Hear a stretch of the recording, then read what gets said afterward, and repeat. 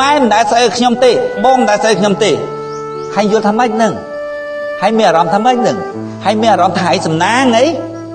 ហេមានអារម្មណ៍ថាភ័ព្វខុសហើយម៉ែ5យល់ទេបងអត់5យល់ទេម៉ែខ្ញុំមិនដែលស្អីខ្ញុំផងឥឡូវខ្ញុំសួរម៉ែខ្ញុំមើលម៉ែខ្ញុំស្លៀកខ្លីអញ្ចឹងម៉ែថាម៉េចដែរម៉ែថាអីទេណាម៉ែខ្ញុំមិនថាអីផងមីមួយគេថតវីដេអូផុសគេថាម៉ែគេអត់ថាគេផងគេប្រឈឺយើងងាប់ហើយអញត្រូវមានអារម្មណ៍អញមានអារម្មណ៍ថាអញអភ័ព្វណាដែលមានអត់មានម៉ែតម្រង់ផ្លូវនឹងគេវាមានអារម្មណ៍ថាសំណាងណាខុសទេយល់ទេដោយម៉ែខ្ញុំណាគាត់ដឹងត្រូវគាត់ថាកុំដាក់ឈ្មោះកូនព្រោះពេកមើលដាក់អញ្ចឹងណាគាត់មិនថាកើតអញទេ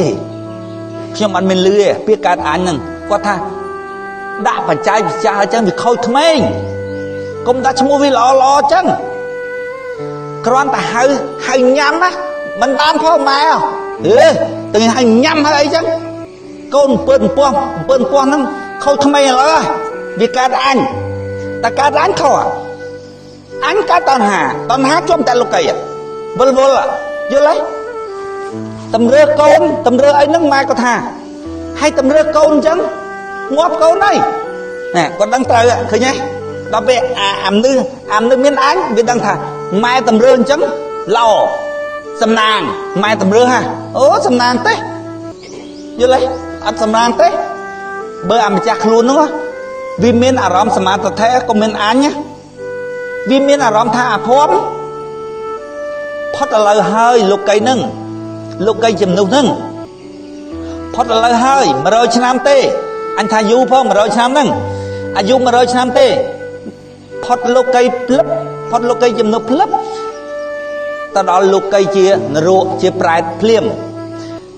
កុំថាងាប់ហើយកើតវិញណាបែកសបកបែកហើយស្គាល់បែកទេបែកចាវាបែកជាពីរហើយវិញ្ញាណហោះភ្លុចទៅ